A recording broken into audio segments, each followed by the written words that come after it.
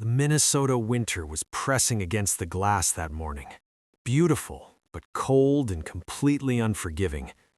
I sat in Catherine's reading chair, the one with the worn armrest where she'd rested her coffee cup every single morning for 22 years. If I closed my eyes and breathed in, the lever still held the faint, sweet scent of her perfume. The funeral flowers were still fresh, yet the house felt hollow. The study door swung open without even a knock. My sons, Craig and Nathan, walked in like they already owned the floorboards. Craig was an attorney, all sharp angles and calculated confidence, while Nathan followed half a step behind him with a face that looked almost apologetic, but not quite. They were both wearing expensive dark suits, the kind I had helped pay for back when helping them actually meant something. "We need to discuss some practical matters," Craig said, refusing to sit down, a power move he'd probably learned in a courtroom. It had only been 3 days since we'd buried their mother. He pulled a thick manila folder from his briefcase and started talking about the estate as if he were reading a grocery list. He told me there was a life insurance policy for $250,000, but then came the bad news. He claimed there were outstanding medical bills from Catherine's final care totaling $215,000. I did the math in my head, and it hit me like a punch to the gut. $35,000. After 22 years of marriage, they were telling me I'd walk away with just $35,000. Then Nathan added quietly, "Bloodline," as if that one word explained why they were taking the rest. The house we were standing in was worth over $1 million. The cabin at Lake Minnetonka was nearly another $1 million. And then there were the business assets. They claimed it all belonged to them. I looked at the navy tie with silver stripes Craig was wearing. I'd bought it for him when he made partner. I saw Nathan's Tag Heuer watch catch the light, a gift from Catherine and me for his 40th birthday. They were wearing my generosity while they dismantled my future. They didn't look back as they left the room. They gave me 30 days to vacate my own life, never realizing that Catherine always played the long game, and she had taught me well. Night fell over the house, but I didn't turn on the lights. I just sat there in the dark. My mind was spinning, replaying the way my sons, boys I had raised as my own, looked at me like I was just a debt to be cleared. But then a tiny glint of light caught my eye. It was Catherine's desk. She always kept one specific drawer locked. It was her private space. But tonight it was slightly ajar, as if she had left it open on purpose, as if she knew exactly when I'd need to find it. I pulled it open. Beneath her old reading glasses and a stack of yellowed photographs, there it was, a single worn brass key. It was small, smooth from years of being handled, and heavy with a secret I didn't yet understand. I held that key in my palm, and suddenly the air in the room felt different. Catherine was always the smart one. She was meticulous. She never did anything by accident. Holding that key, I realized she had been playing the long game all along. She had seen the greed in Craig and Nathan's eyes long before I did. For 22 years, she hadn't just been my wife, she had been my teacher, and she had taught me well.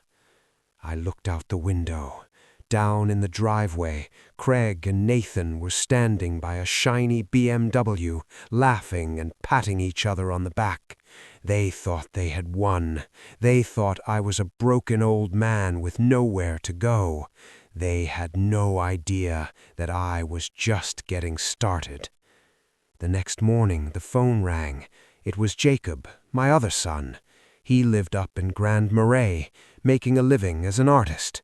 He was the only one who didn't care about the money. While Craig and Nathan were busy with their law firms and fancy watches, Jacob was the one who drove down every single week to sit with Catherine while she was sick. He read to her. He held her hand when the pain was bad. "Dad, I heard what they're doing," Jacob said. His voice was thick with anger.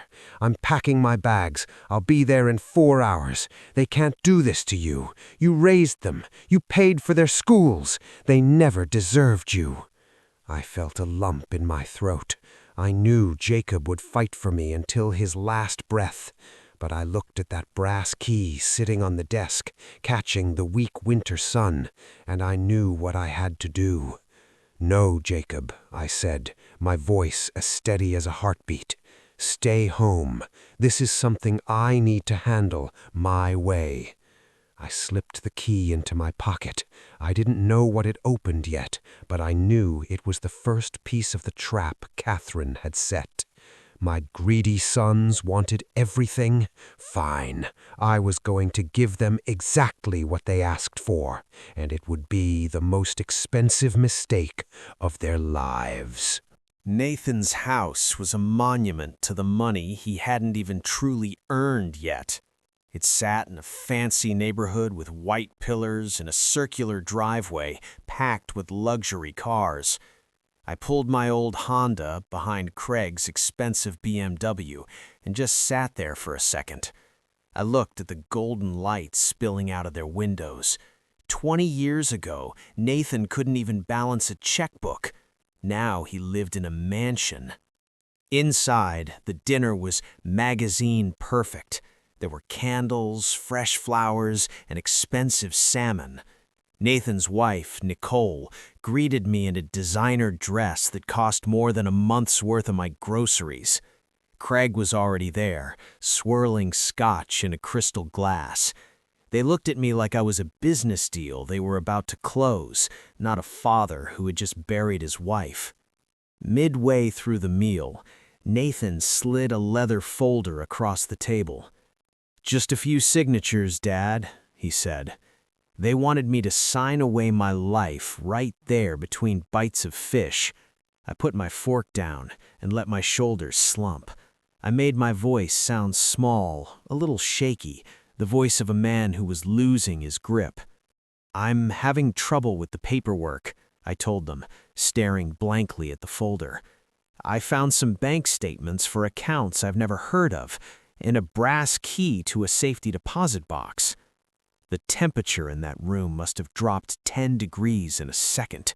Nathan's fork clattered against his plate with a loud bang.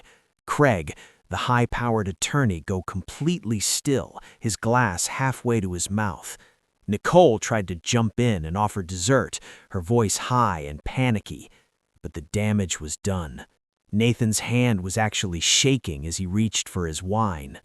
They tried to tell me it was nothing and that they would sort it out for me. I just smiled and nodded like a tired old man. But as I drove away, I looked in my rearview mirror. I saw Craig standing in the driveway, already pacing back and forth with the phone pressed to his ear, his gestures sharp and agitated. I felt a cold peace settle over me. Scared people make mistakes, and I was going to make sure they made every single one of them. The next morning, I drove to the First Bank of Minnesota on Nicollet Mall. The air inside the bank was quiet, smelling of old paper and cold marble. The bank manager, Sharon Clark, checked my ID and led me into the vault. My heart was pounding against my ribs like a trapped bird. She found box 379, slid her key in next to mine, and the heavy metal door swung open. Inside the box were manila folders, all neatly labeled in Catherine's beautiful, distinctive handwriting. Seeing her script again made my eyes sting, but I had to know the truth. I pulled out the first folder, labeled Communications. The first folder was filled with printed emails from my sons. Craig had written to a man named Marcus Smith 8 months ago, just weeks after Catherine's diagnosis. He wrote that I was getting worse and barely sleeping. He claimed I had diminished capacity and that once Mom was gone, I wouldn't be a problem. They were discussing my wife's funeral as nothing more than a business opportunity to split a $3 million estate. They weren't mourning their mother, they were counting her coins before she was even gone. Then I opened the second folder, accounts. Inside were bank statements for something called Hewitt Holdings LLC. I had to blink and look twice. The balance was $6.2 million. There was a yellow post-it note in Catherine's hand that said, "Our real savings, my love. The boys think everything is in the real estate. Let them." She had moved the money systematically for a year, hiding it from their greedy eyes while they plotted against us. But it was the third folder that made me feel truly sick. It was a private investigation report. Craig's secret. There were photos of him at a Las Vegas casino and letters from a group called Pyramid Capital. He didn't just have a problem. He owed $310,000 in gambling debts to people who didn't take no for an answer. Nathan's secret was even worse. It contained wire transfers flagged as fraud and forged signatures. He had been systematically embezzling $380,000 from his own elderly clients, people like 83-year-old Helen Henderson. I sat there in the silent vault, my hands shaking. I wasn't crying because I was sad anymore. I was crying because Catherine had loved me enough to fight a war I didn't even know was happening. She had handed me the gun, and now it was time for me to pull the trigger. I left the bank and drove straight to an office in Uptown, located right above a busy coffee shop. This was where Samuel Foster worked. He was 62 years old, with a gray beard and eyes so sharp they felt like they could see right through you. He wasn't just a lawyer. He was a former FBI agent and a private investigator Catherine had hired months ago. Samuel sat me down and spread the documents across his desk like he was preparing for a battle. He told me that Catherine had left me a puzzle, but she'd also left me options. As he started explaining her plan, I realized my wife wasn't just protecting me, she was setting a trap so brilliant it took my breath away. She called it her poison pill, Samuel said quietly. He pointed to the numbers. The boys wanted the Adina house, which was worth $1.1 million, but Catherine had secretly mortgaged it for $1.4 million. Then there was the Lake Minnetonka cabin, worth $920,000, but mortgaged for $1.1 million. The realization hit me. The properties weren't assets anymore. They were anchors. Between the two houses, they were underwater by $600,000. Catherine had taken that mortgage money and tucked it safely into the hidden account I now controlled, the $6.2 million they knew nothing about. Samuel looked me in the eye. "You have 3 choices, Daniel," he said. I could keep everything for myself, since the new will left it all to me. I could hand over the files to the police and have them arrested for their crimes, or I could give them exactly what they were demanding. I thought about Craig and Nathan. I thought about them calling me a problem to be managed while their mother was still breathing. I thought about the 22 years I'd spent loving them, only for them to give me 30 days to move out of my own home. "Give them the houses," I told Samuel. "Give them everything they asked for. They wanted to take my life's work? Fine. I was going to hand them a $600,000 debt wrapped in a gift box, and I was going to watch them realize that their greed had finally swallowed them whole." The elevator ride felt like descending into a battlefield as we reached the top floor of the building. The conference room was exactly what I expected, a massive mahogany table, leather chairs, and windows looking out over all of downtown Minneapolis. Craig sat at the head of the table in a perfectly pressed suit, looking like he already owned the building. Nathan sat beside him, fidgeting with his tie, while their lawyers stood by the window, looking uncomfortable. Craig didn't even look me in the eye at first. He just gestured towards Samuel and asked, "And you are?" with a smirk. Samuel didn't flinch. He just clicked his briefcase open and started spreading printed emails across that expensive wood table like a hand of cards. I watched the color drain from Craig's face as Samuel read the highlights out loud. "The old man's getting worse. He won't be a problem," Samuel read, his voice steady and sharp. They had been planning my wife's funeral while she was still alive, calculating how to divide her life before she had even taken her last breath. But Samuel wasn't done yet. He pulled out 2 more folders, one red and one blue, and I watched my sons realize their secrets were out. He laid out the truth about Craig's $300,000 gambling debt and the photos of him at blackjack tables in Vegas.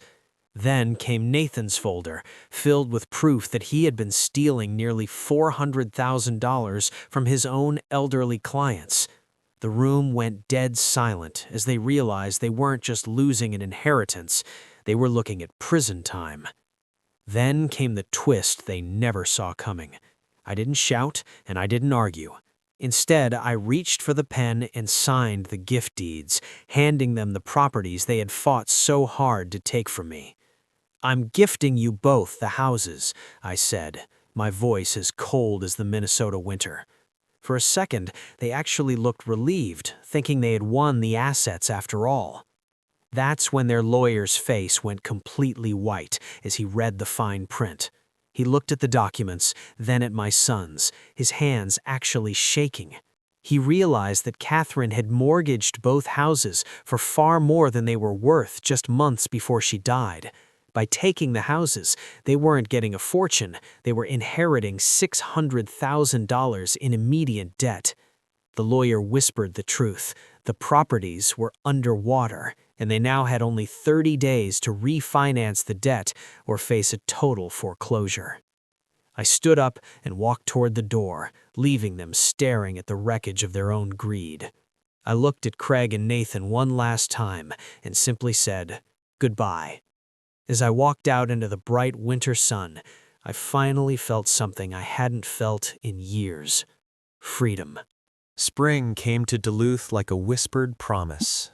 The ice on Lake Superior finally began to crack and shift, revealing the deep, dark water underneath. I stood on the deck of my new house, a simple place, nothing fancy, with big windows that let in the morning light. I had sold almost everything I owned from the old life. All I kept were Catherine's paintings, her favorite coffee mug, and the truth. The world moved on, and justice followed my sons like a shadow. Craig, the high-powered attorney who thought he could outsmart his own father, declared bankruptcy within 6 weeks. After an investigation into his behavior, he lost his law license for good. Last I heard, he was working as a paralegal in a different state, attending meetings to fix his gambling addiction. Nathan didn't fare any better. His accounting firm dissolved as his clients lined up to sue him. To avoid a long prison sentence, he's currently negotiating a plea deal for his crimes. His wife, Nicole, filed for divorce the moment the money disappeared. He went from living in a mansion with white pillars to working as a night manager at a hotel. I didn't feel triumphant when I heard the news. I just felt that they finally got exactly what they earned. Consequences aren't the same as revenge. They are just the truth catching up to you. The $6.2 million Catherine left me sits mostly untouched in the bank. I don't need it to feel whole. Every other weekend, I drive up to Grand Marais to see Jacob. We sit on his porch, drinking coffee and watching the light change on the lake. One afternoon, he handed me a painting he'd made. It was a picture of me, standing alone on a gray shore against the winter ice. He told me, "That's you, Dad. After everything, you're still standing." My throat tightened. I realized then that the real inheritance Catherine gave me wasn't the money or the houses. It was the clarity to see who truly loved me. It was the chance to be a father to the son who actually deserved one. The brass key still sits on my desk today. I never did find another lock for it to open. Maybe it wasn't meant to open a box at all. Maybe it was meant to open my eyes. I spent 22 years building a family on hope instead of honesty, and it nearly destroyed me. But now, I know better. Real family isn't about DNA. It's about who shows up when there is absolutely nothing to gain. Mission accomplished, my love. Mission accomplished.